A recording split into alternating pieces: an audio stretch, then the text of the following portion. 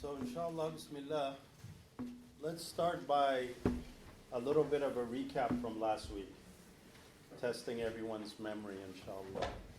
Okay? We'll start a little with the brothers and then on to the sisters, inshallah. No, I don't want to hear the whole entire hadith, a little bit about it, inshallah. What do you remember? Let's give like small points about it.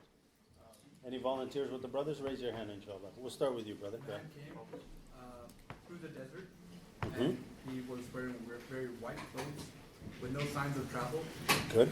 And Excellent. No signs of travel, and he walked straight up to Muhammad sallallahu alaihi wasallam, who was sitting with his knees pointed. The Prophet Muhammad sallallahu alaihi wasallam. No. And the man sat knee to knee, and then he began questioning the Prophet sallallahu alaihi wasallam. Okay, let's pause right there. MashaAllah, very good. Knee to knee. What happened when he sat knee to knee? What happened after? What's mentioned? Man put his hands on thighs. Whose thighs? We don't know. Difference of opinion. Very good. In the Arabic, the pronoun that it uses, it says his knees. It could have been, or his thighs, excuse me, could have been the Prophet ﷺ or himself. Okay, very good. And then what was some of the first questions? Let's give sisters a chance. Brothers, mashallah. I'm not used to brothers jumping in and answering all this input, mashallah. SFU, MSA is a little different. Alhamdulillah. Sisters, any point on you guys' end? You want to add? Okay. Back to the brothers. What happened next? Who remembers without looking? Yeah. He addressed him, Ya Muhammad. Right. Very good. Is that a problem in addressing the Prophet ﷺ by saying Ya Muhammad? Yes, absolutely. We should be addressing the Prophet ﷺ with the best titles, honorable titles, because Allah Ta'ala Himself addresses Rasulullah ﷺ in the Quran with honorary titles.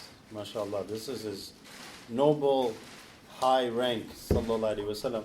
Ironically, I don't know how the MSA last week knew that the name of the Prophet ﷺ is mentioned in the Quran 4 times. They jumped on it.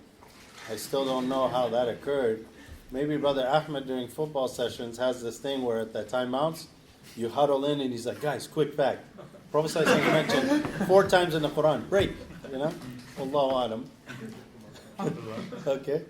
MashaAllah. And then he began to ask him some questions. What did he ask? What's the first one he asked? Tell me about Islam. Okay. And then he started to say some things about Islam. Every time, what did he say after he answered? He said, "That's true." Sadaqta. That's right. That's truthful. And the companions were amazed because he's asking and he's confirming. Ajib. Right? This was strange. All of this event was really to draw the attention of those around him and then to draw our attention to every single point of this is extended and could be commentated on a lot deeper, but we're going through some basic points of it. MashaAllah. So, afterwards, Rasulullah sallallahu alaihi wasallam, this is just a recap before we start. He tells him about the shahada, outward action. Islam here can be looked at as the outward actions. The shahada is done outwardly. Ashhadu an la ilaha illallah wa ashhadu anna Muhammadan abduhu wa rasuluhu sallallahu alayhi wa sallam. Has anybody ever given shahada to anybody in your life? MashaAllah. No one yet? You guys got to join that brother. His name is Adnan. You all know Adnan from Kashmiri, brother? Yeah. MashaAllah. You guys got to hook up with him. I'm planning to do the same. You know, he's telling me that there are, MashaAllah, people converting every week. Alhamdulillah, by the grace of Allah, the fact that I was Imam, you meet a lot of people to convert, want to convert. I've done shahadas at a coffee shop. And if someone wants to convert, the ulama say they need to do so immediately. Not to stall, not to wait. Although the dominant position is a person is Muslim by the mere fact they believe in Islam. But for public benefit, they should say the Shahada. Unless the ulama say there's a reason why they're not saying the Shahada, that's a problem. But if they want to hide it for public benefit or something like that, there's room that is allowed. But when you publicly say it, that gives you the right to marry a Muslim woman. Consensus of all the Muslim scholars in history that a Muslim sister cannot marry but a Muslim man. Right? And that's usually what the shahadas I gave at coffee shops were people meeting me to want to marry somebody. And then I extensively explained to them, you cannot convert to marry. We are not a religion that says climb the mountain, say this thing 5,000 times, wear this jacket and utter this thing and you're good, you're a Muslim. We're a religion that says Iman must be intact, truthfully, through conviction in the heart, and the minute that is removed, the marriage is invalid. That's a problem. We kind of gave some examples. But the shahada is done outwardly. What after that we had the salat. I'm not sure how far we got. Where did we end last week? Angels. Okay, so we're all the way to Iman. We'll begin with there inshallah. بسم الله الرحمن الرحيم الحمد لله رب العالمين وصلى الله وسلم وبارك على سيدنا محمد النبي الأمي وعلى آله وصحبه أجمعين سبحانك لا علم لنا إلا ما علمتنا إنك أنت العليم الحكيم ولا حول ولا قوة إلا بالله العلي العظيم اللهم علمنا ما ينفعنا وانفعنا بما علمتنا وزدنا علما سبحانك لا علم لنا إلا ما علمتنا إنك أنت العليم الحكيم Rabbi zidna ilma. May Allah increase us in knowledge. Allah Ta'ala does not command any increase in the Quran except for knowledge. وَقُلْ Rabbi zidni ilma. And say, oh my Lord, increase me in knowledge. Not in money, not in education, not in children, not in anything but knowledge. As knowledge is the greatest gift that Allah Ta'ala gives His servant. Knowledge, first of all, of Him Subhanahu wa Ta'ala, His messenger, knowledge of the deen, knowledge of states of the heart, to love Allah, to trust Allah, to rely upon Allah, to be content with Allah. This is the greatest of provision that Allah blesses in our hearts. The Prophet Sallallahu Alaihi Wasallam, he mentioned in a hadith that is related in the Muwatta of Imam Malik on the authority of Sayyidina Muawiyah radiallahu anh, who said that the Prophet sallallahu alaihi wasallam said, "Man yuridu Allahu bihi khayran yufaqihu fid din." Whomever Allah Ta'ala wills good for, He gives them understanding of the deen. The scholars say that if Allah wills good for you, you will have increase in knowledge of the deen. And by extension and looking at the opposite, a sign that Allah has not wanted good for you is you don't have knowledge of the deen. So a person who reaches 80, 90 years old and does not know what La ilaha illallah means, didn't look at their life, didn't reflect, they don't know anything about the Prophet ﷺ, they don't know anything about the Quran, they don't have much of a knowledge of the deen, that's a sign Allah did not will good for them. Allah Ta'ala, our ummah, one of the greatest of our scholars of the recent times, he said every good that came to this ummah came on the premise and the foundation of knowledge. All the good that came through knowledge. And every evil that afflicts this ummah is only affliction due to ignorance. And one of the West African scholars, he has a beautiful line of poetry, if anybody knows Arabic. He says, وَالْجَهْلُ فِي هَذَا الزَّمَانَ الْفَاسِدِ هُوَ الْمُؤَدِّي كَثْرَةَ الْمَفَاسِدِ. Ignorance in this corrupt times is the main contributor to every vice and every evil. So we ask Allah Ta'ala to give us ilm of the deen and to give us fiqh of the deen and increase us in knowledge and forgive us of not applying what we learn in our life. As Imam al-Busiri says in the Burda, Astaghfirullah min qawlin bila amal. May Allah forgive me of saying words that I do not act upon. May Allah give us correct application of what we learn and what we apply. After all that, Bismillahir Rahmanir Rahim. So this man is sitting close to our beloved Sallallahu Alaihi Wasallam in the presence of the companions, and he's put his hands on his thighs and he's asked him about the 5 pillars. Then he asks him to inform me about Iman, which indicates to us that Islam is one thing, Iman is another thing. Islam is the outward aspects of the religion. Some can say synonymously it is fiqh. The fiqh is the outward actions or the rulings of how we do things. So that could be looked at it like that. Now he's going into talking about things that we believe in. The place where we believe is the heart. This is where it comes down to the foundation. The Prophet ﷺ, he said in a hadith, "Ala fil jasadi mudgha, idha salahat salaha al jasadu kullu, wa idha fasadat fasada al jasadu kullu, ala wa hiya al qalb." Verily, there is a piece of flesh, a part of the body. If it is sound, the whole body is sound. If it is corrupt, the entire body is corrupt. Verily, isn't this the heart? The heart is the most important gift, the most important part of your entire body.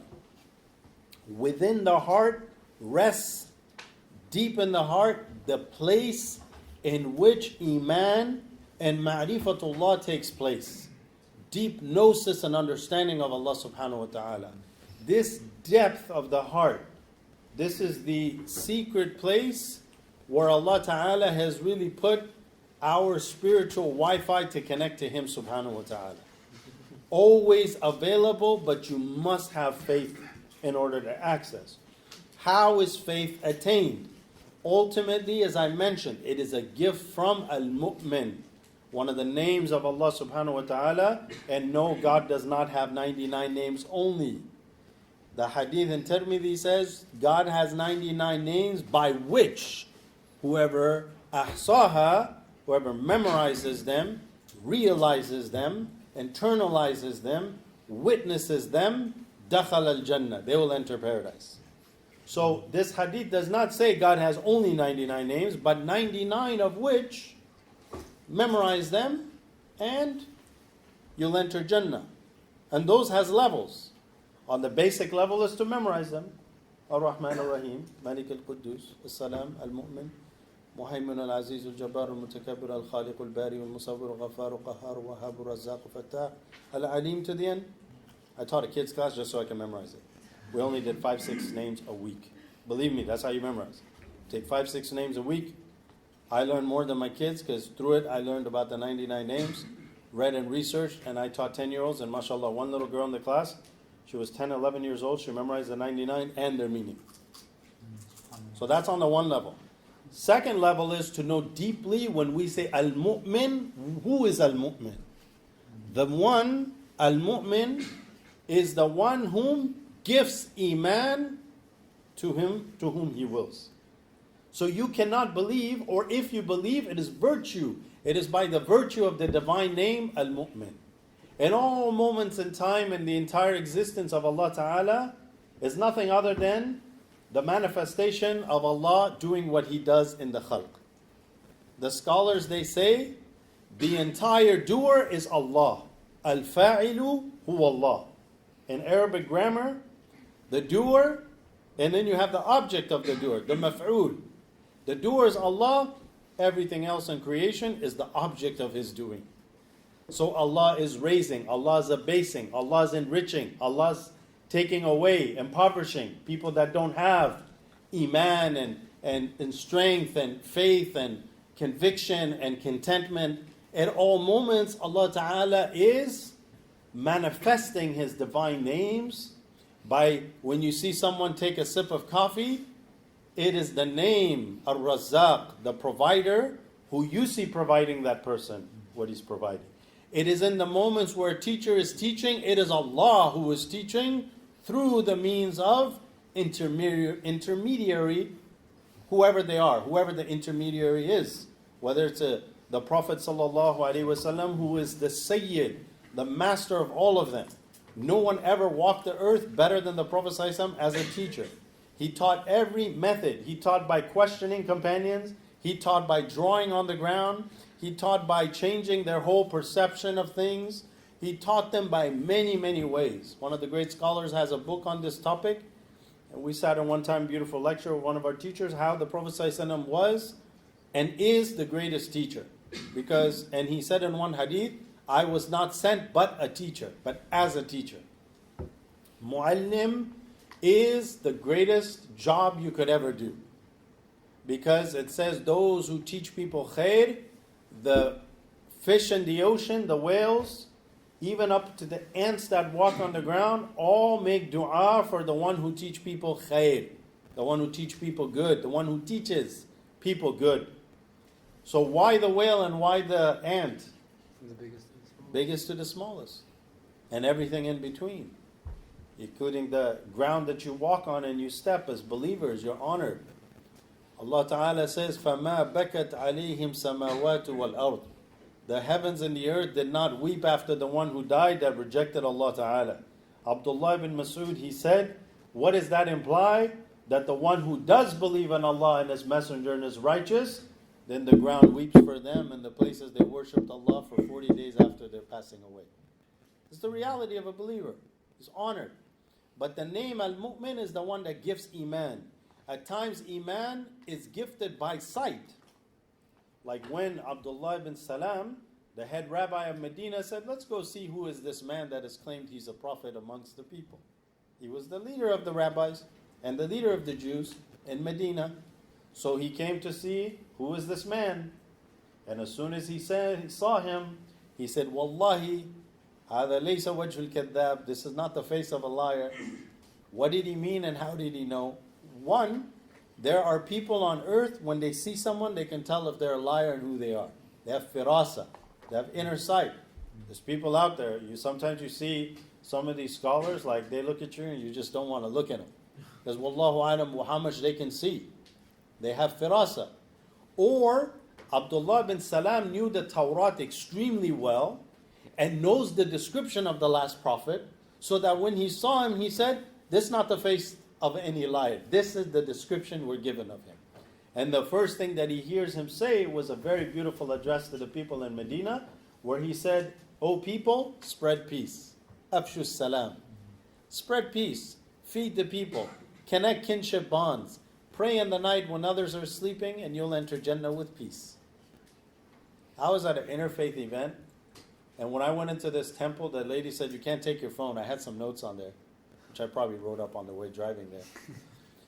I said, Tayyib, okay. So I put my phone down, went in. I was the only one, because all these other people, mashallah, they had like printouts and everything. And they came to me, and I made dua when I was sitting there. I said, Allah, inspire me with what to say. This hadith came to mind when he said, O people, afshu salam. And then from there we took it. What does afshu salam mean? It means don't cause discord amongst people. Don't cause trouble. Bring people together. Tie kinship bonds. This is communally what is the problem of the world. So I went on to this and this and that, and this, I don't think we'll reach those people that were there, but one of the interfaith speakers there, by the fadl of Allah, it went well, but it's all from Allah. Then when he went up, he's like, one of the ladies looks like, I hate to go up after that talk. During lunchtime, one of the other speakers, he went to a lunchroom. He's like working on his computer. I guess it was by the blessing of God a good talk. But this guy was like, I got to come back with something better than that. So I got to enjoy lunch, and this poor guy spending all of lunch. But it's all from Allah. All from Allah. But also because our religion is incredibly profound.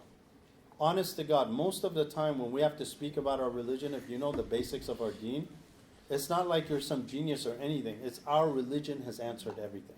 It is so beautiful. Islam is truly that one religion that has an answer to everything. Whether people accept it or not, it has an answer for everything. And Allah Ta'ala says in the Quran, we did not leave out anything from this book. Now, going back to the faith. So faith is in the heart. And the Prophet ﷺ, though, he defines what are these. So when he asks, أخبرني عن الإيمان, he said, الإيمان أن تؤمن بالله, that you believe in Allah. Now, as I mentioned last week, and we kind of went into this a little bit, Allah subhanahu wa ta'ala, there's two qualities you cannot forget. We studied a text with Aqidah with one of our teachers. He said, if you forget everything, don't forget these two things. So I'm telling you these two things. Number one, the attribute of change does not occur to Allah. Change doesn't happen to Allah. Change is an attribute of creation. We change. This morning you were a little bit younger than you are today, believe it or not. Last year you were younger. Next year you'll be older. Some of you maybe have gained a little bit knowledge today than you did earlier or yesterday. Maybe you took some class, you gained knowledge, you gain strength, you lose strength, whatever, you're always changing. Allah does not have the attribute of change. That's what we mentioned. Anything Allah does, all that He knows is perfect, complete, in a way we can't imagine exactly, but everything perfection belongs to Him. But He's not changed at all by anything the creation does. Okay? He doesn't gain knowledge. He doesn't change in any of His attributes. He is as He's always been. The second thing is, nothing ever resembles Allah subhanahu wa ta'ala. And this is the constant constant challenge we're going to have in life, is you're always going to have some picture or another of Allah. And you have to fight that constantly. And we read to you last week what Sayyidina Abu Bakr said, Ajzul idrak, idrak. The inability to understand or comprehend God is correct comprehension of Allah subhanahu wa ta'ala. Took that many words in English to address Ajzul idrak, idrak. Wa khawdu fi idrakihi ishraq. In delving any more into it and trying to come up with it, you're going to do nothing but reject or associate partners with Allah subhanahu wa ta'ala. Allah is Allah, tabaraka wa ta'ala. But there's a level of aqidah that one needs to understand, reflect upon, and to think about Allah ta'ala. And this is an obligation. Once I asked one of my teachers I was studying aqidah with, I said, Sheikh, the problem is when we speak about these things, people get sometimes a little confused. So what do? He said, no, they have to figure a way to adjust and digest all this, because there are things naturally in a human being, if they don't study aqidah, or as I could see, if they don't know the Quran in a deep reflective way, because everything of aqidah is in verses of the Quran, words in the Quran. But the Quran is so profound and so deep. Honestly, we just sometimes zip through it and you don't stop to realize the import of this sentence. Laysa kamithlihi shay. Subhanallah. The import of that. Wallahu huwal ghani. Allah is ghani. Wa antumul fuqara. You are fuqara. Massive import. Allahu samad. Allah is the one all depend on, why He has no dependence upon anybody. That also ties into the name, for example, Al-Qayyum, Qa'imun bi nafsihi. Allah exists by virtue of His own self. And He is attributed with hayat, life. Our life is contingent. We need Allah for our life, for our breath, 100,000 times, plus your heart is beating every day. 20,000 times plus you're breathing every day. You're not like freaked out walking around the street going, oh my God, forgot to breathe. Seriously, Allah could have made you like that. You go to sleep, you died because you didn't know how to breathe on your own when you're going to sleep. Right? You don't tell your heart to beat. Your heart is just on its own. Your whole body, your DNA, your makeup. And Allah Ta'ala says in the Quran for you to reflect on the nature of your own creation. Plus, I just saw this really cool video today on just the whole body, what it can do. It's just fascinating, amazing. I mean, do you guys know within us we have a cardiovascular system that goes around the world twice? But then they said something that if you uncoil the DNA makeup, that it can extend to billions of miles. That's incredible. So here we are, like, who are you? That's just physically. What about spiritually? Spiritually, if a believer goes to sleep on wudu, you make sajda by the arsh of Allah subhanahu wa ta'ala. You traveled more than the NASA satellite that they sent out in the 70s that just left our current Milky Way like last year. That's amazing too, though. Mathematically, calculations, amazing. But we have an incredible makeup by Allah subhanahu wa ta'ala, how He created us. So here he says that you believe in Allah. So there are many things to understand about Allah. Primarily, He has no partner, He has no likeness, no similarity to anything. He is utterly dissimilar to anything and everything you can picture or imagine, yet He does have attributes that you must accept and believe. Our ulama traditionally put those at 13 attributes. Some added 7, but they're really 13, of which these are essential to know. Amongst them that Allah is necessarily existent. He doesn't have a beginning. He doesn't have an end. He hears everything. He sees everything. He knows everything. He's attributed with knowledge, with sight and speech, etc. And so these are essential. And this is part of Fard Ain, what is minimally obligatory upon a Muslim to know. Okay? I have that in another rhyme that I help memorize with the kids, so it's in Aqidatul Awam, best attributes. Anyway, to move on, so this is some basics about Allah Ta'ala. After he said, "An tu'minu billahi wa malaikati," and His angels. As we mentioned, there are archangels that are at higher levels than others. No one knows the true number of the angels except Allah, as He mentioned in the Quran. وَمَا يَعْلَمُ جُنُودَ رَبِّكَ إِلَّا هُ. Only Allah knows the amount of angels. But we mentioned that one hadith mentions that the heavens and the earth are about to crack, about to break, because there is no space, a handspan, except that there's an angel who is worshiping Allah therein. I mean, look. Do you guys know, just on NASA's calculation, how big this universe is? There are things that are 50 billion light years away. That means at the speed of light, which is about 6.4 trillion miles a year, you have to travel for 5 billion years, which will take you a whole lifetime to count, by the way. Seriously, like if you started right now, I think it takes 45 years to count to 4 billion. Okay? Just to count that many light years. Light years. And that's just a sama ad-dunya, the lower level heaven, because it's decked out with stars. All of that has angels full, no space. You can't see it. That's the reality of how many angels there are. At the master and top of them is Sayyidina Jibreel alayhi salam. The honor Allah Ta'ala gave Jibreel, as He chose him as the best of the messengers to send him to the messengers.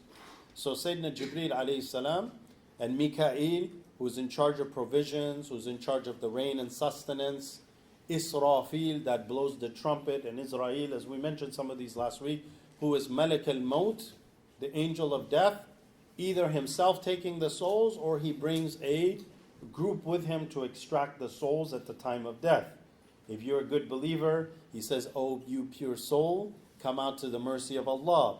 And Sayyidah Aisha radiallahu anha, the best of all women, she asked, "Ya Rasulullah," because she saw that hadith, whoever loves to meet Allah, Allah loves to meet them. Whoever dislikes to meet Allah, Allah hates or dislikes to meet them. So she said, "Ya Rasulullah, we all love Allah and we want to meet Him, but we dislike death." He said, "That's not the case, O Aisha. At the moment of death, when death approaches you and you get close, angels will come at the moment of your actual death and give you glad tidings. Inshallah." I'm saying because we want all of us to have a good tidings, inshallah. In which they say, don't have any fear of what's to come and don't grieve about anything you're leaving behind. إن الذين قالوا ربنا الله ثم استقاموا تتنزل عليهم الملائكة ألا تخافوا ولا تحزنوا وأبشروا بالجنة. Don't have any fear at those who say Allah is our Lord, and then they're steadfast. Upon them descend angels at the end, saying, don't have any fear, don't have any grief. Fear of what's about to come, because everybody's going to be freaked out to die. Nobody's going to be like, finally, alhamdulillah, I don't have to deal with my wife or my life. I'm ready to go. Nobody's going to say that. No matter what, you're going to just be like, right? You're going to be scared. Everybody's going to be scared.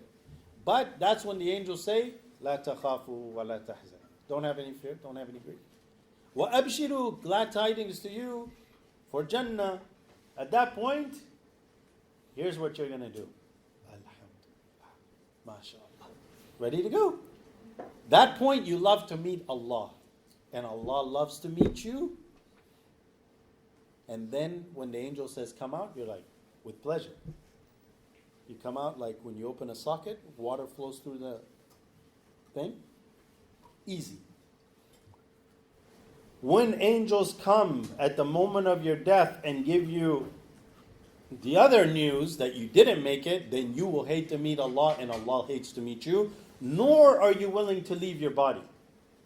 So there, the angels say, come out, O you foul soul. You'll distract them out. Like nails or skewers, take a wet, like leather thing, put it through and just pull it and yank it out. Will be the hardest, toughest, most difficult thing ever. It will be extremely torturous. That's how that starts. The angels that take you up to the heaven, when you accept it and you made it, as you ascend, people will call you by your noble names. Oh, you president of an MSA that didn't sell out in your deen. Oh, you principled one that guided the people. Oh, you sister. Whatever your titles were, right? MashaAllah. You sister that wore hijab. You modest sister. You had mercy on your husband. I was a terrible guy, but you forgave him every day. And you still made him, halal hamburgers and eggs. And seriously, a sister who, these things get people in trouble, but I don't care. A sister who serves her husband gets the ajr of jihad fi sabilillah. No man in this gathering here is doing jihad fi sabilillah. Our wives, most of you are all single, looking at me like, I'm married, alhamdulillah. I have 3 kids, may Allah preserve them. But for them, and she knows that, by the way, for them to do anything, she could be mad at you too, just doing it for Allah. Inshallah. Right? It's ajr fi sabilillah. So, and in madhahib, just for the fact of it, fiqh of it, in 3 of the 4 madhabs, it's a sunnah for women to serve and cook, not wajib. So my wife told me that. She's like, 3 of madhabs, it's sunnah. I go, yeah, but see, the thing is, the one that it's wajib is our school. Hanafi school. Anyway, just some light jokes, inshallah, you won't get too offended. And for men to, help out a little bit in the house. As the Prophet ﷺ, one time I came to a class of my teacher. It's a very traditional West African sheikh. And some people, I brought some food. Alhamdulillah. I think I'm a good cook. Brother Mushfiq will maybe attest to that. And the food was good. So one brother's like, who made it? I said, I made it. So one brother, he's like, you cooked? And my sheikh, he looked at him and he said, the Prophet ﷺ cooked. And he said, oh, sheikh, subhanallah, I didn't know. And the Prophet ﷺ used to also sweep the house. He used to sew his own clothing, etc. That doesn't mean, the Prophet ﷺ was at home doing these things. So Prophet ﷺ was busy. But he was not, and understand this, he was not a guy like today who comes home from work and was like, where's my food? Or where's my food? Whatever, however he says it. Okay? Because when people claim that, and I gave a khutbah about this, not to go too off of it, but one guy came to me after Jummah one time in California and he said, how do you give a khutbah like that it's not wajib for women, like now what? I'm like, first of all, your wife's not even here. Second of all, tough luck. Like, your wife doesn't cook for you, you won't die. You figure it out, right? And he was like, his life is ruined. I'm like, your wife's not even here. And this khutbah doesn't get recorded. So what's your problem? I don't get it. And if you don't like what Islam is teaching, that's your problem. Right? So there are people really stuck on this, right? They have real issues.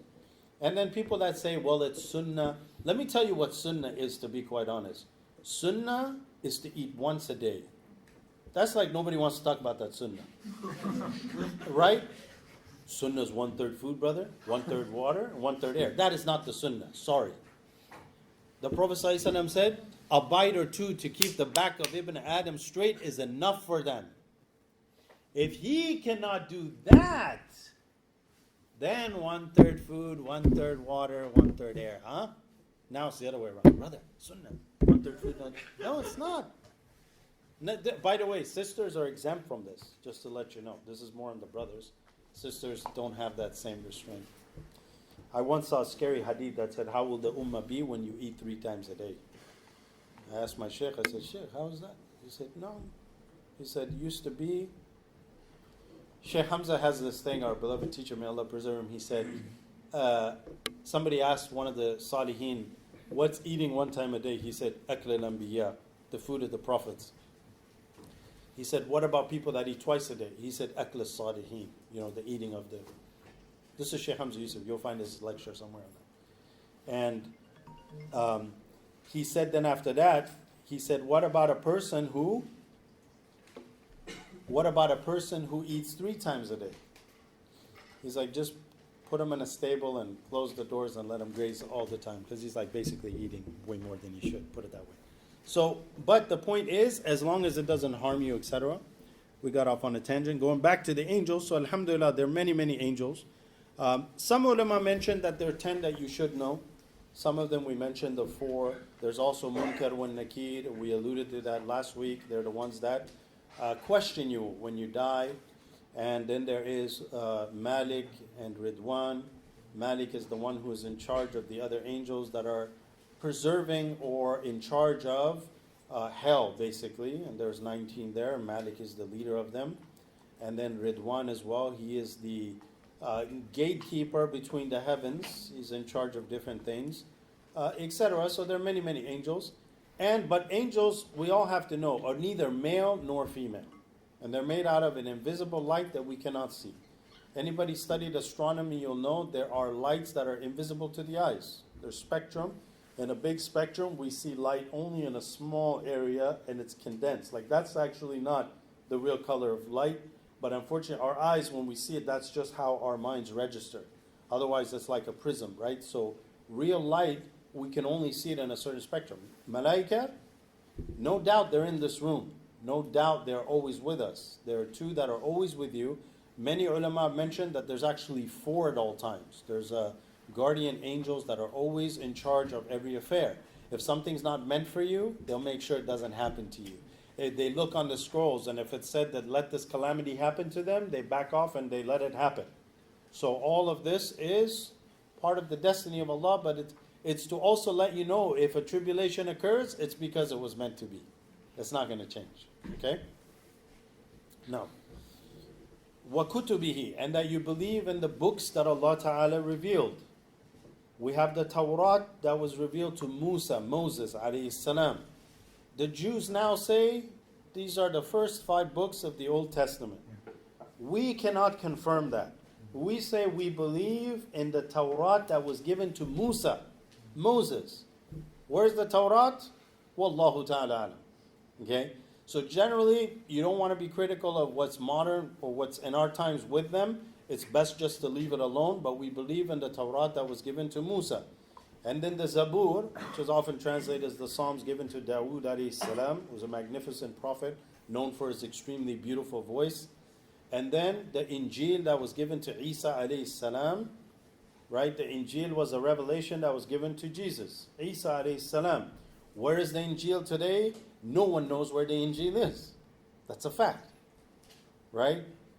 I was at a pharmacy one time waiting to pick up medicine for my mom, and I was in a line, in long lines. There's a little book about the Bible, and I pull it out.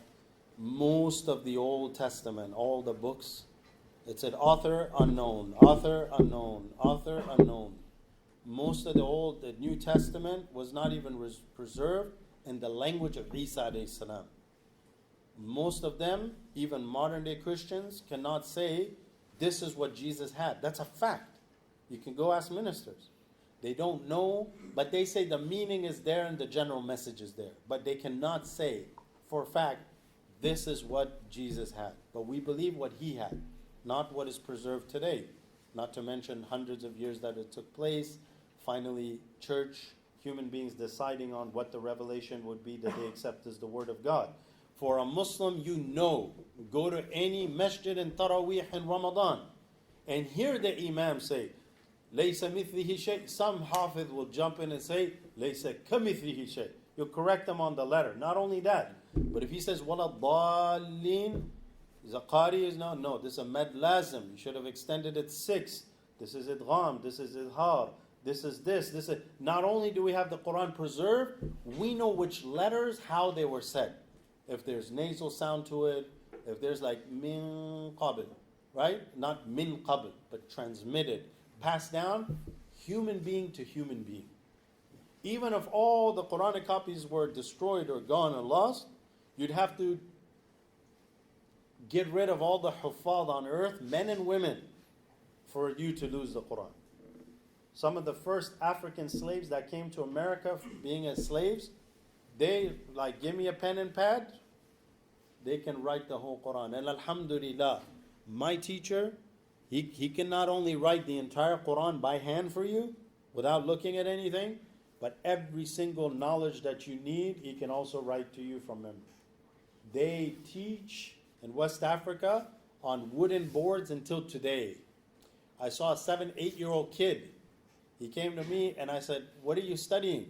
He said, "This is a poem." I said, "On what?" He said, "On the text of how you write the Quran." The actual, a poem on the actual script writing. A little kid, subhanAllah. Another kid that memorized 200-300 lines on the descriptions of the Prophet ﷺ. Multiple kids. A 5-year-old kid that came to me, he sat in front of me. He goes, "Allahu Jalla Jalaluhu Rahmanur Rahim." He read the whole 99. Just normal. We have, alhamdulillah, long time ago in the ummah, very little left now, people that memorized everything. People that memorized everything. They didn't need books. Now, we need books for everything. And, I was with a very beautiful teacher and a good imam. He looked at me, he's like, "Look, I'm not like your teacher, I don't memorize everything. I got to go prepare, so you give me a couple hours, I need to prepare for my dars." With our other teacher, many times, we're about to go live on Facebook, and I tell him, "Sheikh, what are we talking about?" He said, "I don't know yet." And once he starts going, it's like, Allah Ta'ala said this, Qurtubi said that, and the Hadith it said this, and the commentary said that. Afterwards, it's like, mashallah, it's just what Allah inspires. Many, many ulama in the past memorized everything. Imam Suyuti, one of the great last mujtahids we had, he said, "I memorized every single hadith on earth. If there were more, I would have memorized them, but there's no more." Okay, now, I don't think, and I could be wrong, I don't think we have any imam, probably in the West Coast, I could be wrong, because I've been taught lessons, that probably is memorized like, okay, not the Arba'in of Imam Nawawi, inshallah, there's got to be somebody. But let's say, Kitab al-Salat out of Bukhari or something like that, maybe. And you can do a search and see. But we don't do that. But this deen has always been preserved for that. And especially the Quran. The Quran has been taught like this, century through century. And we have chains of the Quran going back to Sayyidina Jibreel through teacher by teacher all the way back. I don't know if you've ever sat in a lecture. I was in a lecture where 45 minutes, one of our teachers was just going through all of his chains of Bukhari alone. And it took like 45 minutes where he went through 3 main chains, all from memory. I heard this hadith from my father, who heard it from this guy, named so-and-so, died in this year, known for this, all the way back to the Prophet ﷺ. So people that say, "Oh, this is like isnad," they just haven't met people that have had chains. I was in Damascus a while back, and I got to meet Sheikh Abdul Razak al-Halabi, one of the greatest ulama, but known for the Quran, and is chained back to Allah subhanahu wa ta'ala. People came from all over the world, read the Quran to him in a small room, just to get his chain back to Allah subhanahu wa ta'ala, because one of the top in the world. Okay? And if you've heard Quran, the whole Quran from someone that had the chain, then you're in that line. You're in that line. I have a very dear friend who was memorizing Quran. One time I went to him, I said, "What mushaf do you use? What print?" He said, "I don't use a mushaf." I said, "What do you mean?" He said, "I take from the Shaykh. He'll write it, I memorize it." And he was doing 1 page a day. Entire Quran, a page a day. Spending 12, 14 hours, and that way you memorize Quran in 9 months solid.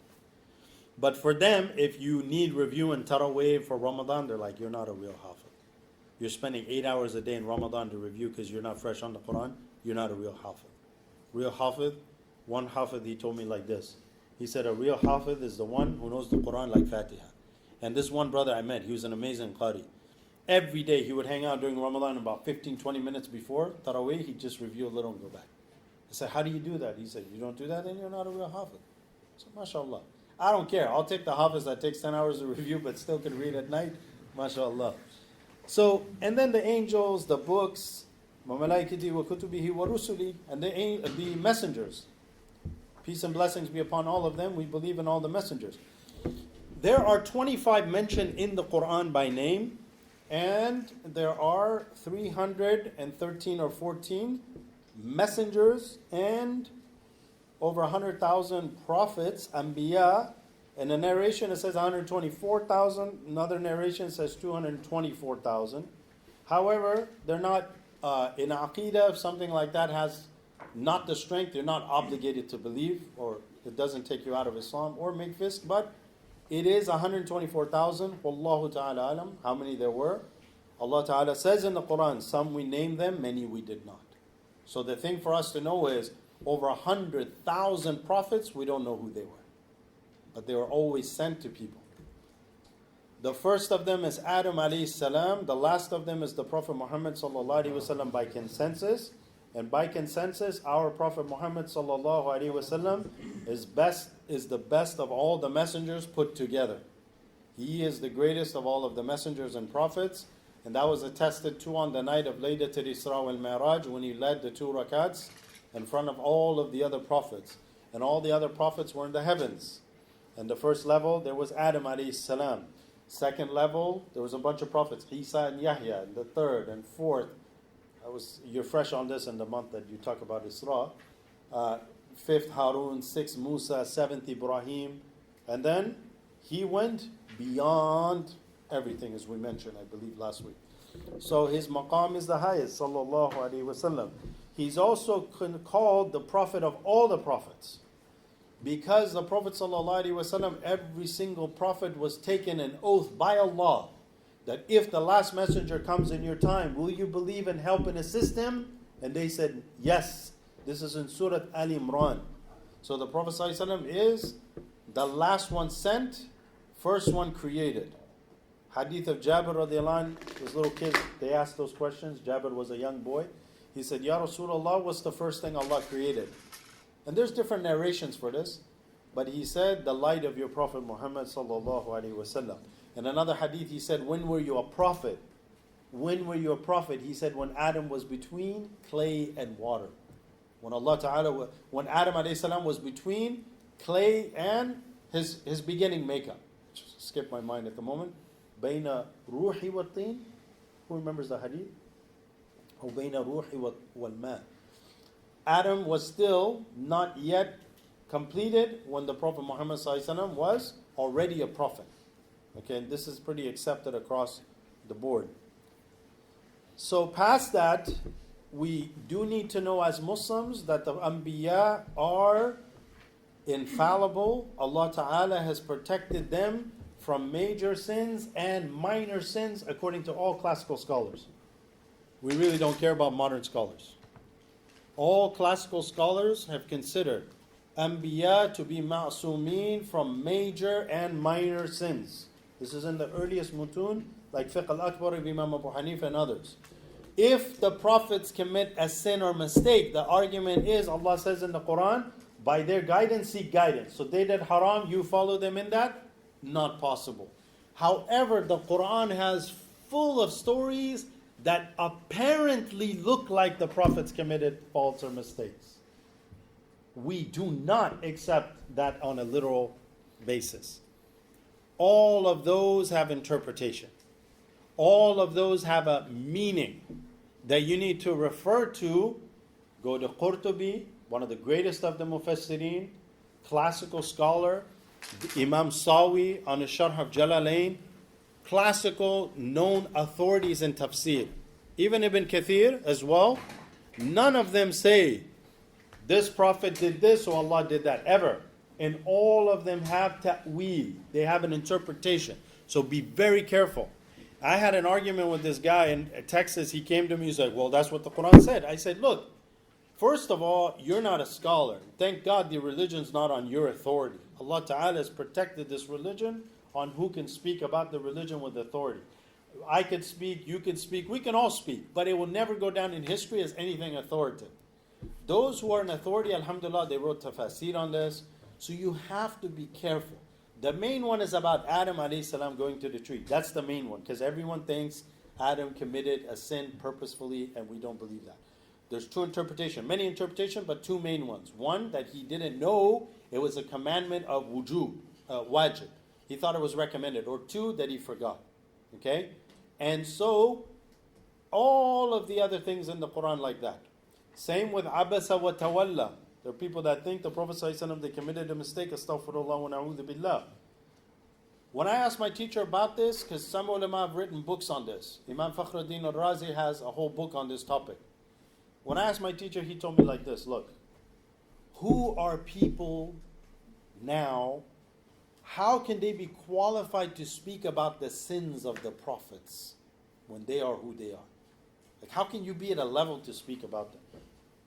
Yet there was an imam, unfortunately, who had a whole khutbah topics on Fridays on the sins of the prophets. Astaghfirullah. So where's the authority? In the Bible, it has full of stories of prophets doing stuff. That's not Islam. That's not Islam. We say that the Anbiya are better than the angels by far. You might say, where's that in the Quran? I'll tell you. إِنَّ الَّذِينَ آمَنُوا وَعَمِلُوا الصَّالِحَاتِ أُولَٰئِكَ هُمْ خَيْرُ الْبَرِيَّةِ. Chapter 98, Bayyina. All of you read it. إِنَّ الَّذِينَ آمَنُوا وَعَمِلُوا الصَّالِحَاتِ أُولَٰئِكَ هُمْ خَيْرُ الْبَرِيَّةِ. They're the best of what Allah brought into existence. Those who believe and do good works. And who was amongst them? The Prophet ﷺ and all the prophets. And in the Jawhara, one of the only lines I memorized in the Jawhara of Imam Ibrahim Laqani, it says, وَأَفْضَلُ الْخَلْقِ عَلَى الْإِطْلَاقِ نَبِيِّنَا فَمِنْ عَنِ الشِّقَاقِ وَالْأَنْبِيَاء يَلُونَهُمْ فِي الْفَضِّ وَبَعْدُهُمْ مَلَائِكَةِ ذِي الْفَضِّ. The best of all creation is our Prophet ﷺ, so leave the arguing. And after the prophets are angels in different ranks, and it goes on to, there's actually a demarcation by the ulama in Aqidah, who are all the best, being the main, all the prophets, then the elite angels, and then other pious awliya, sahaba and stuff like that, and then regular angels, and then regular believers. Like, we are not, I can say for myself, even if we're good, we're not going to beat the angels, generally. So there's maratib, there's tartib. Okay, so moving on, and then he mentions amongst them, so malaikati wa kutubihi wa rusulihi, and then the last day, the day of judgment. Why is it called Yawm al-Akhir, last day? Because the last day in which there's a night. There won't be a night. There won't be nights after that. Jannah doesn't have night and day. It's just day. Now, if you're thinking, is that boring? Look, get to Jannah, you'll see it's not a regular day like these days. Gotta say, you guys know I'm from California. Today was a California-like day here, right? Finally, alhamdulillah. MashaAllah. So, astaghfirullah. And we shouldn't complain, alhamdulillah. But mashallah, today was nice. Nonetheless, you don't see the hotness of the sun nor the coolness of the day where it's cold or anything. It's a perfect day. It's a long day.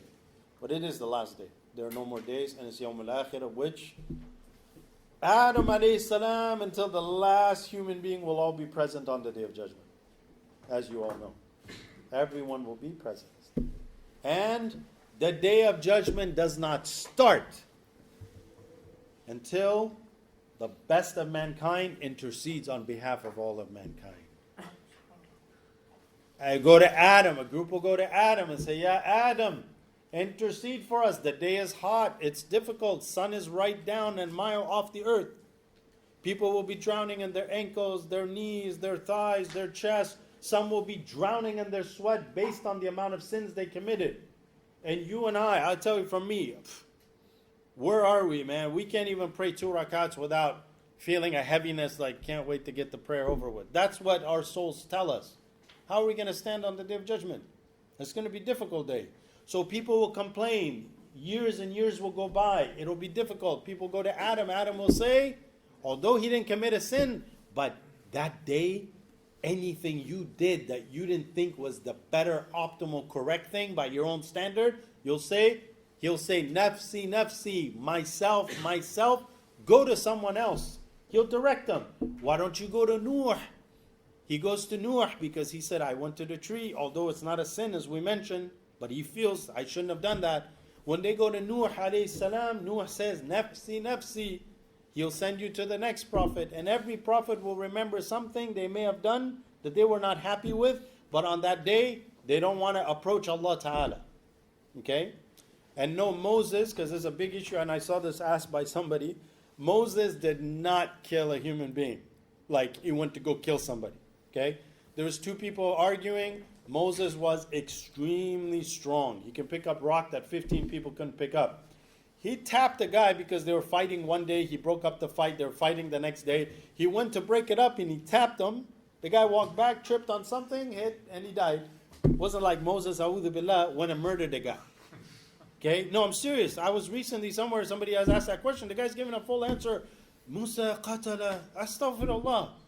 You qatala. Where Musa alayhi salam? Astaghfirullah.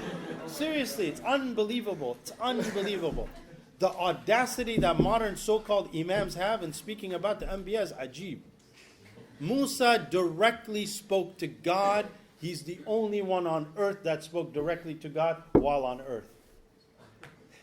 Because no technical definition. Rasulullah spoke to Allah. Musa said, let me see you, Ya Allah. Allah told him, you cannot see me. Who asked? Musa asked. On the night of Isra and Mi'raj, Allah brought Rasulullah to see him, subhanahu wa ta'ala. This is all in poetry about the fadl of this great prophet, sallallahu alayhi wa sallam. Moses was asked to take off his sandals in the holy valley of Tuwa. Why Sayyid al-Khalq? And why you see the sandal in some people's rings or things. I didn't bring mine. Why you see that? Because while the Sayyid of Khalq was above the heavens in his sandals, maybe the ones in Turkey, he was not asked by Allah to take off your shoes, for you're on the top of all of creation. All these things are noted. Although, unfortunately, the sandal does have connotations to really crazy Sufi groups too as well. So I will admit that that's an issue, no doubt. But nonetheless, this is the great rank of our Prophet Muhammad sallallahu alaihi wasallam. And Imam Suyuti says in his Kitab al-Khasa'is on the Prophet sallallahu alaihi wasallam that he was uniquely selected by Allah to see Allah subhanahu wa ta'ala. Only he has. A question I had to my teacher is, does Jibreel see Allah? Did the angel see Allah? He said, based on what Suyuti said, no. Only Rasulullah has seen Allah subhanahu wa ta'ala.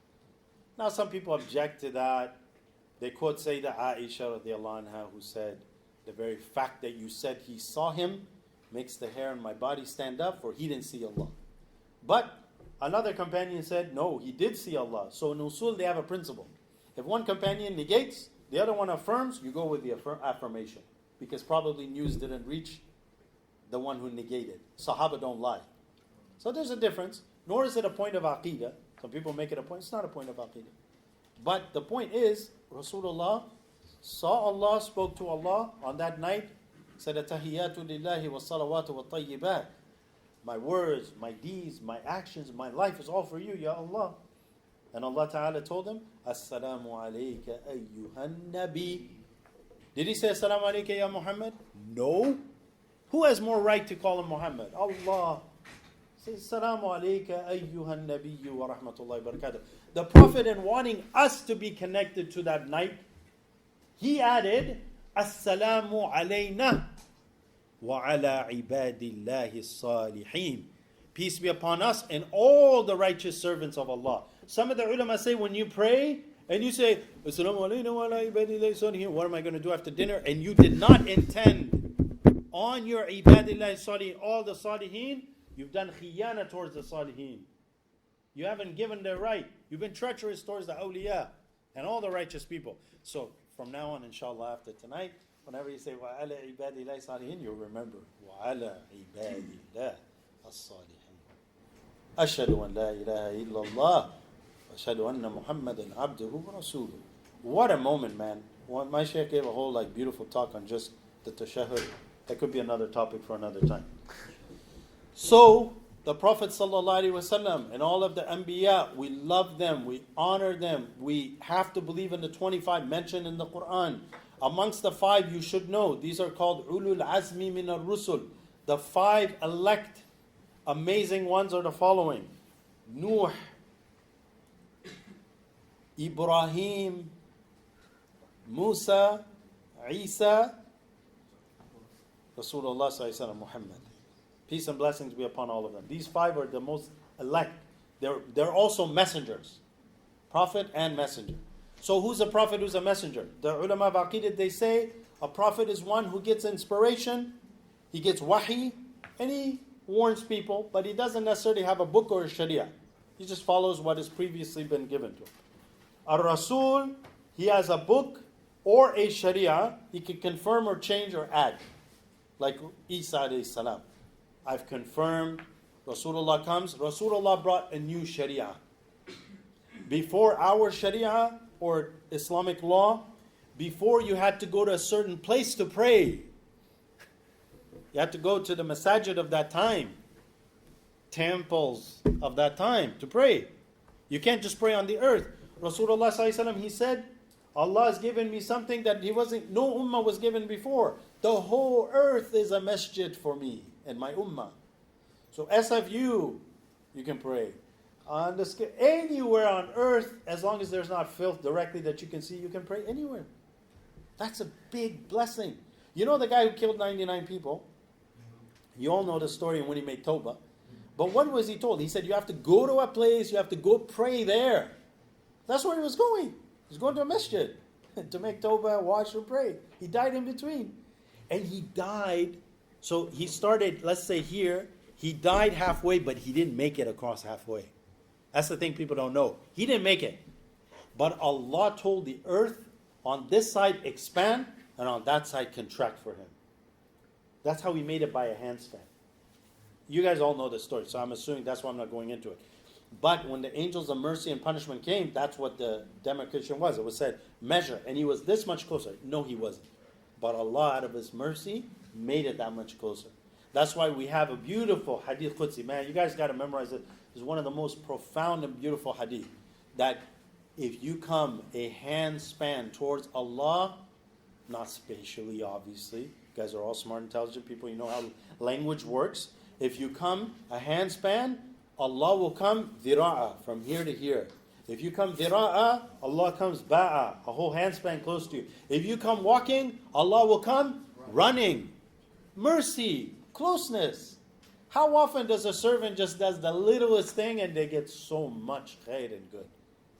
I mean, Allah loves the tawbah of His servant more than the one who has lost a camel in the desert. I mean, none of you have been in the desert, I doubt, and nobody's lost a camel, including myself in the desert. But there are people who've been lost in the desert. It's a scary thing. This is not fun. Okay? Finding your camel in the desert. Or you could say like, right, in our time, you're stranded somewhere, you have no gasoline, you've lost your keys, and then you find a gas station, you find your keys, you get gas, whatever. I mean, Allah is more happy with a servant that makes tawbah than that case. Of course, emotionally, we're not talking about emotional feelings. Allah Ta'ala doesn't have emotional feelings. Allah has love, but not like our love. Our love, we get attached, we love, etc. Allah Ta'ala, we don't know. We leave it at that. We say His love, mahabba, wallahu alam, is His thawab and His ajr and etc. And then after the Day of Judgment, and then the last of what He mentions is the qadr. This is what we were asked a little bit. Khayrihi wa sharrihi.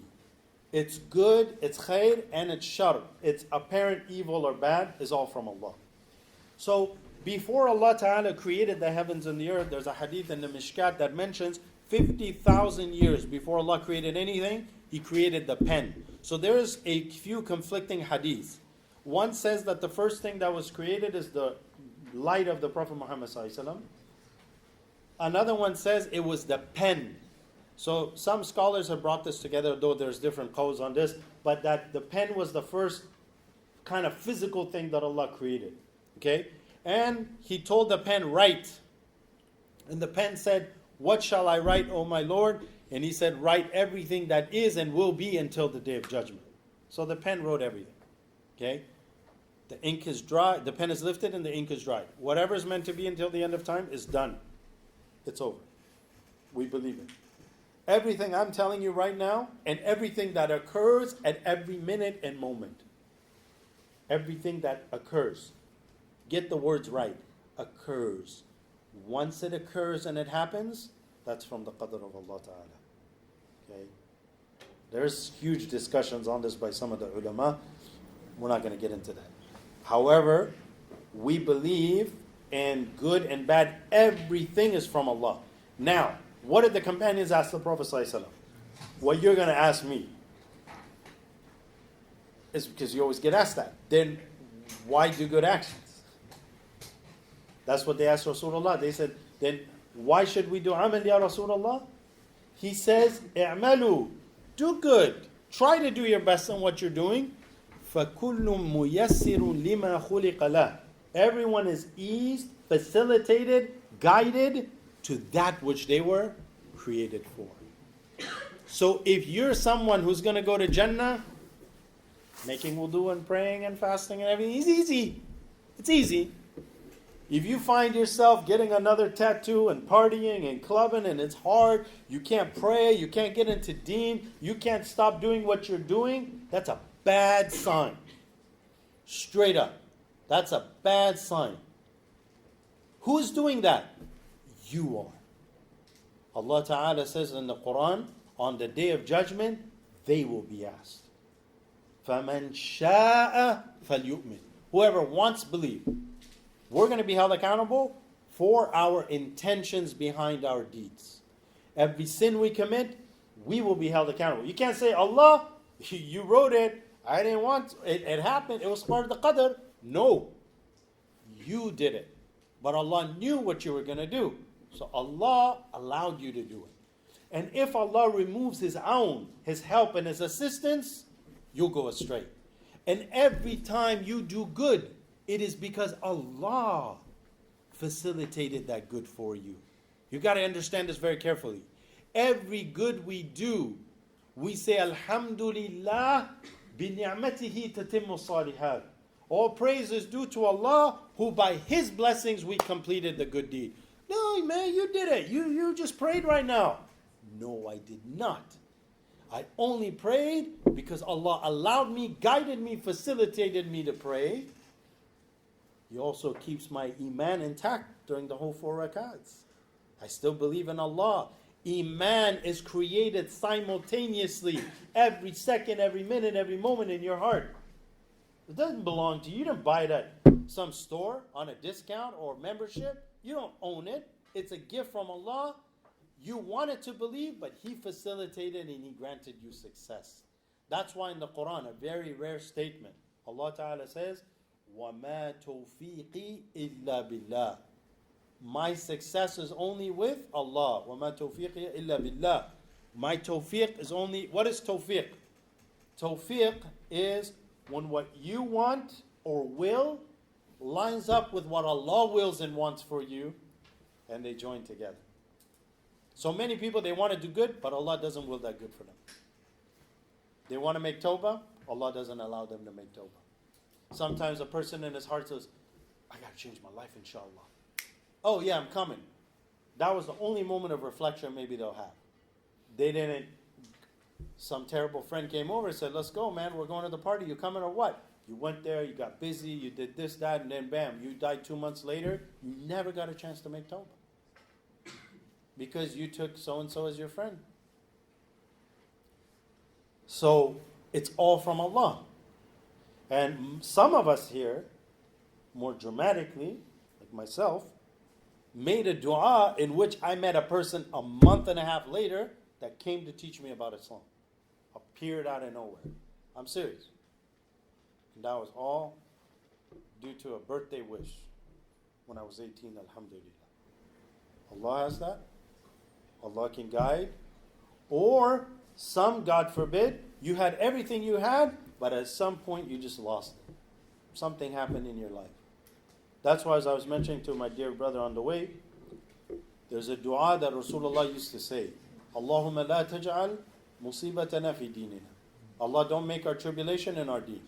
If you lose your house, you lose your money, you lose your family, you lose your health, you lose everything that you fear the most in this world, But we don't fear losing Iman the most, ever. We don't fear Allah. We don't fear losing our connection. We fear, I'm going to get a bad grade. I'm not going to get a good job. I'm not going to find somebody to marry. It's going to be another 2 weeks of terrible weather in Canada, whatever. You don't have that concern. La ilaha illallah. What if my faith... we don't sit there sad. I had a really bad week. I didn't grow in my faith. I missed my prayers. Astaghfirullah, astaghfirullah. You need to have a weekly taking account of yourself and then seeing what really matters. The Prophet ﷺ, when he was throwing stones at a Ta'if, the dua he made, and he said, Ya Allah, if you are not displeased with me or angry with me, I don't care what happens to me. The fact that they threw stones, the fact that he ﷺ started bleeding and he went to retreat, in which he was in an orchard area, and there's a guy named Addas who came over, a couple of the Qurayshi Shayateen leaders who were there, they felt sorry at that moment and they said, go send some grapes with this young boy named Addas. And he goes there and he brings the grapes and he said, Bismillahi ta'ala. And he says, your people don't say that. What is that? No, the Addas said something, and he said to him, he goes, where are you from? He said, I think the Prophet ﷺ said it, and then Addas asked him, he said, well, where are you from? He said, Nineveh. He said, that's the city of Yunus ibn Metta, Prophet Jonah. He said, how do you know Yunus? He said, because Yunus is my brother. He's a prophet and I'm a prophet. And they had a short conversation of which Addas converted and kissed the Prophet ﷺ while these guys are looking that sent the grapes, and there goes another convert. Amidst the people, Allah always chooses people to come out. But the dua he made is, if you're not displeased with me or angry with me, فَلَا أُبَالِي. I don't care what happens to me. That should be our attitude always in life. I don't care what happens to me, Allah, as long as Allah is pleased with me, it doesn't matter to me. So then, the qadr. So, the Prophet ﷺ, he said, act, do what you can, because if you are meant for paradise, you will find your deeds eased. And if you're meant for hellfire, a'udhu billah, then you'll be eased to the place that you're eased for. And there's another scary hadith as well, that a person who's meant for Jannah will do the actions of the people of hell until between him and death is just a handspan at the last moments. Yasbiqul qadar, he converts, does good, repents, and dies, enters Jannah. And a person that's done good all his life, wala'iyadhu billah, may Allah save us, last points of his life, doubt takes over, he does something bad, turns away, and he dies on that. A'udhu billah. That is our greatest concern, brothers and sisters. Our greatest concern is, Ya Allah, I don't care that I live 95 years in worshiping Allah 24 hours a day. I care about the last moment that I die. How am I dying in that moment? That's the most important thing. That's why, inshallah, we have to be, Ya Allah, concerned. Give us husn al-khatima inda al-maut. Give us a good ending. One of the spiritual scholars, he said, when you make dua, pay attention to what you're making dua for. For the things Allah wants to give you is what He puts on your tongue. So if after every prayer you're asking for husn al-khatima, one of those sometime in your life Allah might accept. And maybe He might take your life a little earlier than later, because maybe later wouldn't have been good for you. You don't know when it's good for you. Maybe you would have made a lot of money and became famous and then step away from the deen. That could occur. You don't know what's good for you. Allah knows what is good for you. And if Allah didn't give tribulations and difficulties and hardships, people would have just loved the dunya forever. And the sins they're going to accumulate is going to be a lot. That's why the Prophet ﷺ said the punishment of my ummah is in this world, by earthquakes and plagues and civil strife and all these fitan that go on. That erases, for Allah has promised me that He will not punish my ummah as a whole on the Day of Judgment. Our punishment is in this world. And so, all of this we believe in the qadr. And even when a mom is pregnant with the child, at that moment the angel asks, Sa'idun aw shaqi. Is it felicitous or wretched? And Allah Ta'ala tells him. So all of us, here's the scary thing, all of us in this room right now, it's already written. It scares us, Ya Allah. That scares us. Like, what's our state? There are signs. If you have a dream, Nubuwah died, but part of revelation that is left is good dreams. Bisharat. Either you see or is seen for you. How would you like if someone called you and said, Assalamu alaikum, hey, I want to talk to you. I had a dream last night. I was with the Prophet ﷺ and you were in my dream. And the Prophet ﷺ, he smiled at you. And he was happy with you. That should make you more happy than your job offer of $5 million a year got accepted. If you value that kind of a message from a person for a dream more than you would on a $5 million job, that's a good sign of what kind of heart you have. As Rasulullah ﷺ said, that there will be a people that will come after. He said, I long for my brothers. He said, are we not your brothers, Ya Rasulullah? He said, you're my companions. My brothers are those who will come after me, who did not see me, but they would sacrifice their wealth, their children, their families just to see me. That's the love that we want. Because loving Rasulullah is the greatest source of sa'adah. Loving the Prophet ﷺ is a true sunnah. And there's guys go around all the time. Sunnah, mashallah, of having a beard. Sunnah, mashallah, of having a thobe. Above the ankle especially too. Mashallah, these are no doubt good sunnahs. Sunnah, mashallah, for sisters to wear hijab. Sunnah to get up in the night, yes. But what about the sunnah, mahabbati Rasulillah, more than your own self? What about the love of Abu Bakr? What about the love of Umar? What about the love of Sayyidina Ali and Hassan and Hussein, who was his grandson, but they were going around, tell me what he looked like, how he was described. Do we as Muslims even care? No, most people don't. They don't care. Alhamdulillah, Muslim, alhamdulillah. Where's the Islam in us, man? Imam Malik, when Rasulullah used to be mentioned, his face used to change color. Once he was teaching a hadith class, Imam Malik, Imam, he was Imam. He's the Imam of Dar al-Hijrah, the Medina al-Munawwara, the most knowledgeable Imam on earth, actually, according to one hadith. Because he said, soon a time will come when people come from all over the world, hitting their camels with their whips, and they'll come from all over to seek knowledge, and will not find anybody more knowledgeable hadith than the alim of Medina. Rasulullah said, than the alim of Medina, than the scholar of Medina. Sufyan ibn Uyayna, top mujtahid level, Abu Hanifa level. He said, we all consider that hadith to be talking about Imam Malik. Imam Malik was bitten by a scorpion more than 16 times one time and narrating hadith, but he did not interrupt his hadith narrations, even though he was bit. And today we narrate hadith and people get on their phones and text. Su'al adab. It's bad adab. You know, Quran is being read, hadith is changed. Nothing. Doesn't mean anything. And teachers will even stop doing what they're doing easily. But those people had adab. Imam Shafi used to sit in the gatherings of Imam Malik and he would move his page so quietly, not to make a little sound so that Imam Malik would not be distracted by his paper. Today in every gathering you go when you teach knowledge, is somebody's always chatting on the side, talking on the side. A'udhu billah. A'udhu billah. When you hear a hadith, the adab is to put your head down as if Rasulullah is present before you and it's the first time you're hearing this hadith. That's the adab. I went to my teacher once and I said, you heard this description that whoever, when Rasulullah is mentioned, if they don't react, they don't deserve to be taken knowledge from.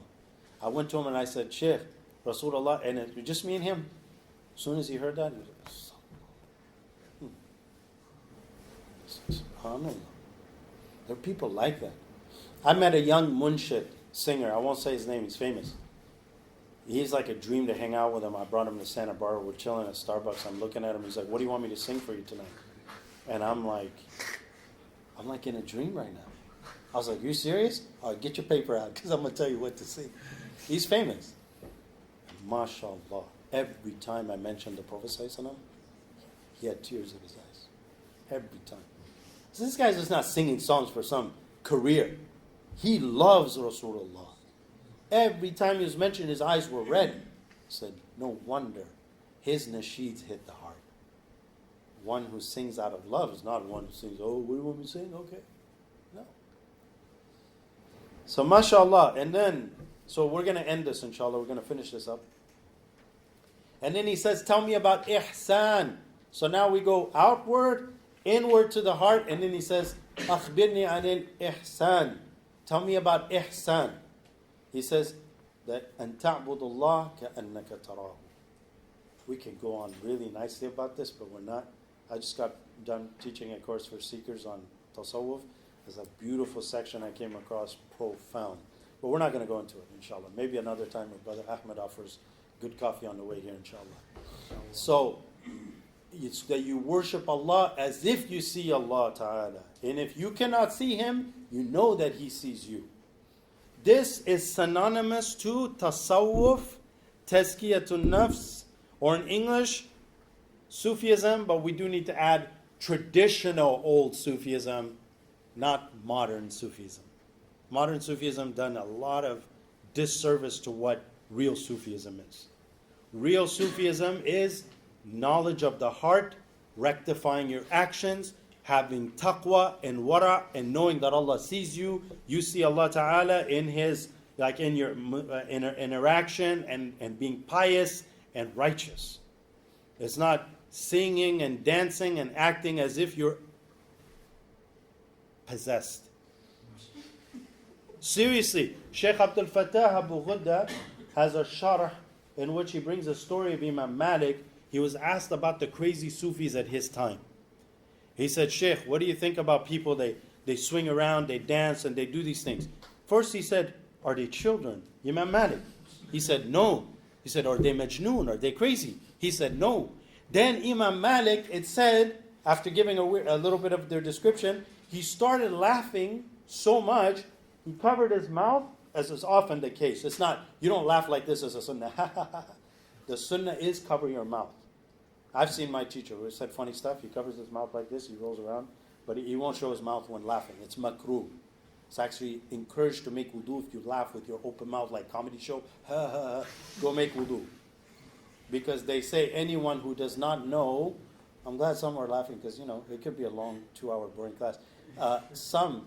They said, how can you laugh when you don't know where your eternal abode is? So it's disliked, it's not haram, but it's disliked and it hardens the heart. But Imam Malik, he started laughing so much, he covered his mouth, he got up, he went home. And seriously, in our time, what is going on? Sheikh Sufi this, Sheikh Sufi that. Oh, Aqidah, no, we don't teach Aqidah. Oh, fiqh, oh, it's okay. Like it's haram for madhabs, for men and women to touch hands. These Sheikh would take hands, let women kiss it. Rasulullah had a stick. He never touched. One time a hand came in the dark, extending for bay'ah. Rasulullah ﷺ, he said, I don't know if that is the hand of a woman or a man. He never touched an ajnabiyya woman in his life. And these sheikhs, mashallah, are going around going, sister, I'm the qutb, go ahead, kiss my hand. A'udhu billah. I met one of the top scholars in all of Damascus. 800 people after Jummah tried to kiss his hand. He would shake hands and he would do this. One American brother, American, you guys are Canadian, he grabbed the sheikh's elbow because he knew he can't pull back. He grabbed his hand and the sheikh looked over, he said, Amriki. Real sheikhs. And the sheikh's answer was, only Allah knows what I've done. I'm not worthy of somebody to kiss my hand. Astaghfirullah. Astaghfirullah. According to my teacher, he said, Ahl al-Tasawwuf, they died long time ago. Rahimullahu ta'ala. May Allah have mercy upon them. There are people in the world, don't get it wrong. But tasawwuf, ihsan, as the Prophet described it, it's to worship Allah as if you see Him. If you don't see Him, you know He sees you. And classically, it was taught as a science. Ulum al-Sharia. It was talked about the diseases of the heart. And those early scholars like Abu al-Hasan al-Shadili, be careful. Don't any of us dare open our mouth on the top awliya of this ummah.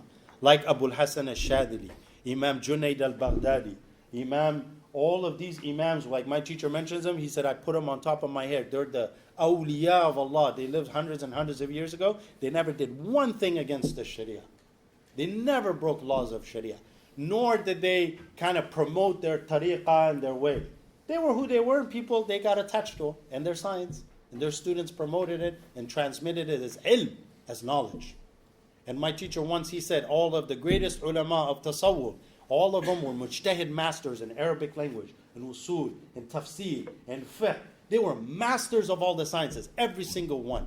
Nobody was like, oh yeah, I studied a little bit aqidah, a little fiqh, but mashallah, I'm a sheikh in tasawwuf. Nobody. Look at anybody in the past. They were all ulama of every science. Because it is only through purification and knowledge that you arrive to those high levels. But as a regular Muslim, let's not lose hope. Oh, I'm never going to get there. It's true. We're not. One scholar in Damascus, my friend was studying with him, he's like, I'm going to give you guys some advice. You'll never be ulama. I'll be honest with you. Don't waste your time. But you can still be pious people that change the world. As for ulama, they start at 5 years old.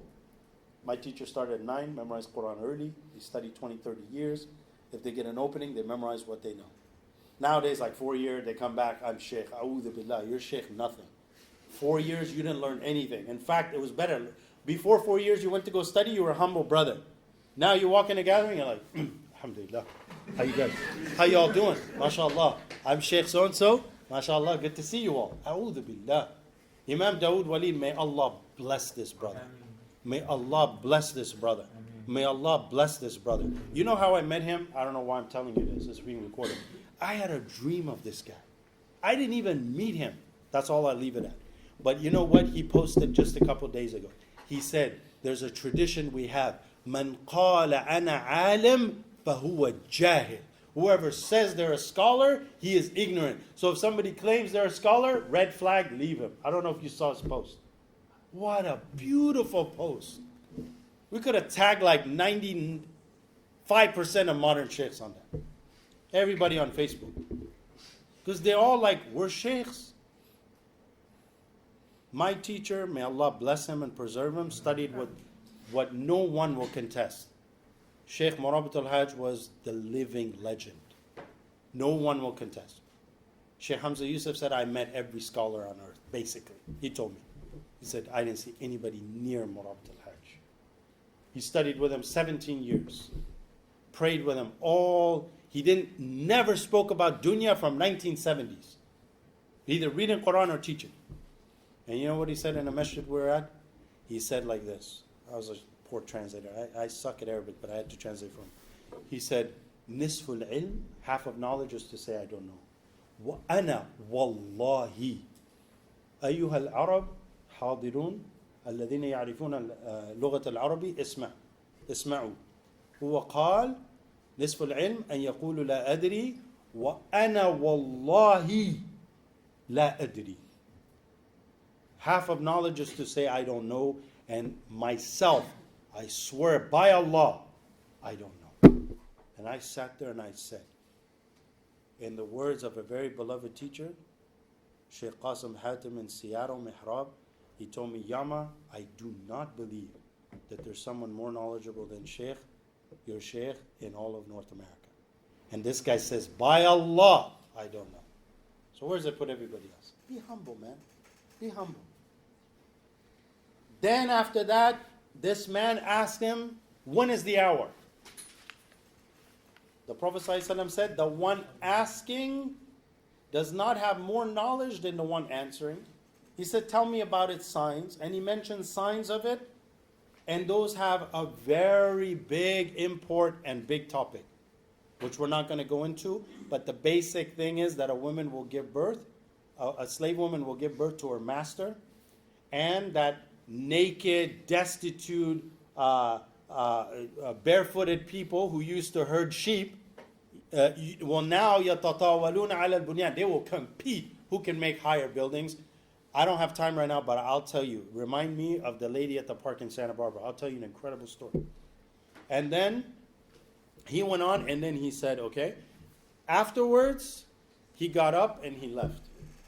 And Sayyidina Umar ibn al-Khattab sat there for some time. Some commentaries say actually it was actually a couple of days long. But it was some time. Some time went on. Rasulullah went to him and said, Umar, do you know who that was? And the attitude, listen to this, okay? The attitude of every believer is, don't put your word. لا تقدموا بين يدي الله ورسوله. Don't put your opinion before Allah and His Messenger. The attitude of all the companions whenever Rasulullah used to ask a question. If Rasulullah asks us, what is this? Generally they used to say, Allah and His Messenger know best. And anyway. So, he says, Allah and His Messenger know best. He said, that was Jibreel who came in the form of a man to teach you your religion. That's why it's called the Hadith of Jibreel, alayhi salam. Many ulama, including Ibn Hajar al-Asqalani, and the commentary we read on this, said this was right before the passing of the Prophet ﷺ, around 3 months or so, in the latter part of his life. There's some debate, but most of the ulama say this was in the last year, very close to the end of the life of the Prophet ﷺ.